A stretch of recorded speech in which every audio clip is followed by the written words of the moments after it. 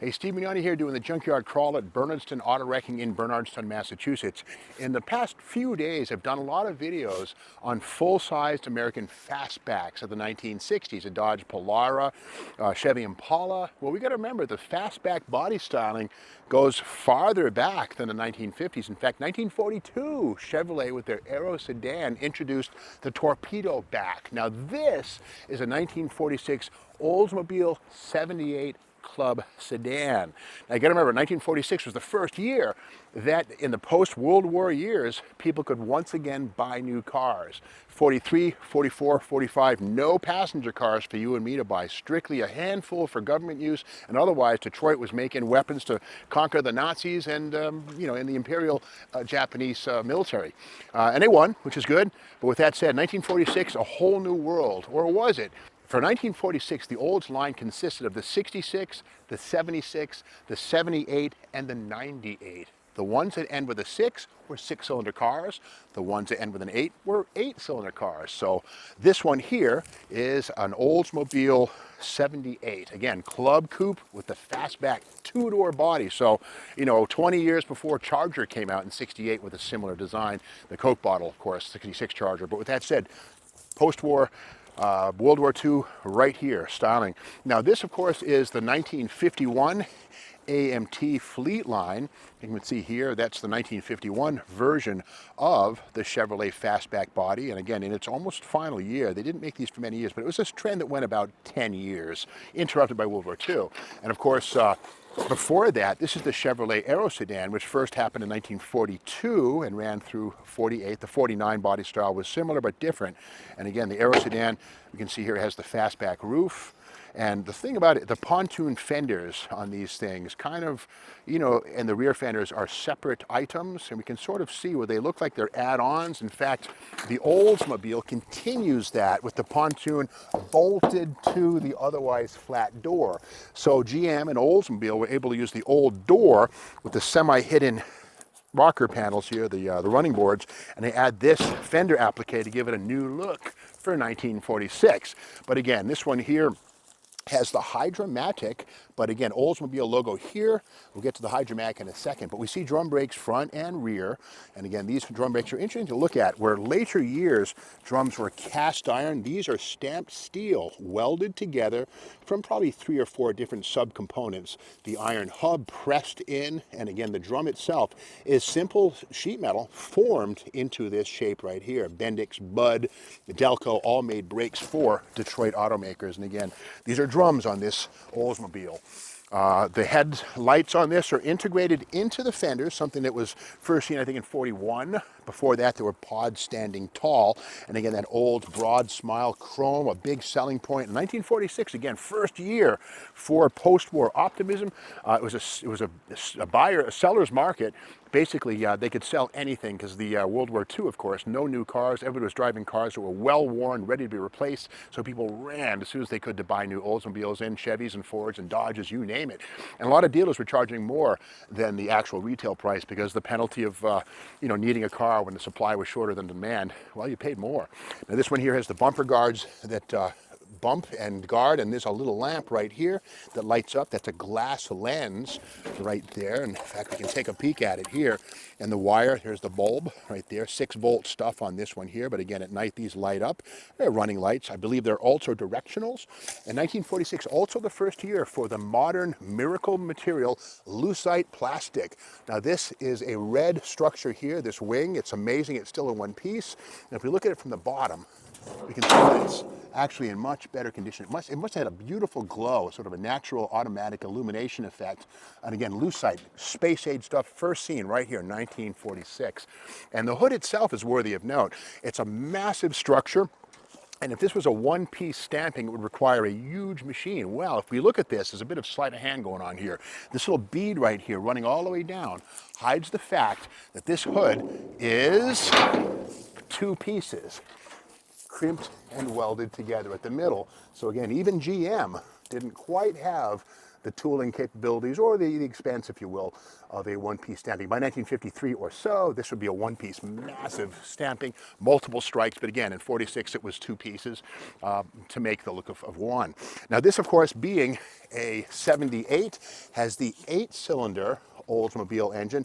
You got to remember that Buick would have had an overhead valve engine, not here. This is a flathead, and we always know a flathead because the spark plug goes straight in. There's no rocker cover, there's no valve cover, no rocker arms, no push rods. This is a flathead. The valves are in the block, and again, it's a very basic design, but again, this car being a 78, that is a 251 cubic inch V8 engine right there. So again, straight 8, I should say. But again, things we can see under the hood are the fact that the spark plug wires are loomed together here inside this metal structure. You know, if you're a hot rodder or if you're reading the MSD catalog, they would say never write your plug wires next to each other. Always separate them, especially fabric wires like this. Well, the reality is this 6-volt system wasn't making enough spark to really cause the arcing. And if the plug wires are in good condition, it doesn't really matter if they're next to each other. But look at this loom here, which completely defies high performance nomenclature and thought.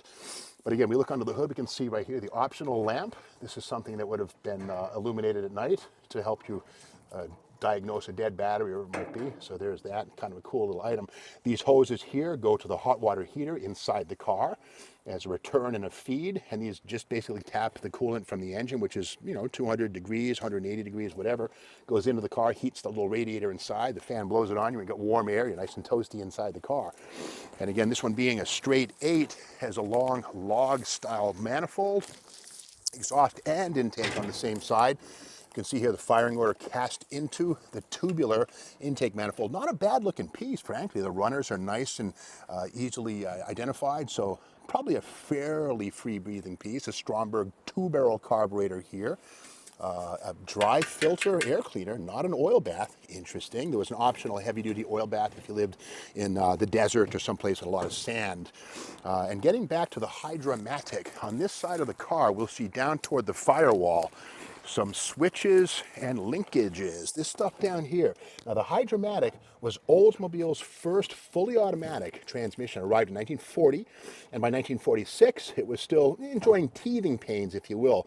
But the Hydramatic did away with the clutch pedal and introduced driving to people who couldn't drive a stick shift, which meant, in some cases, women and a lot of men.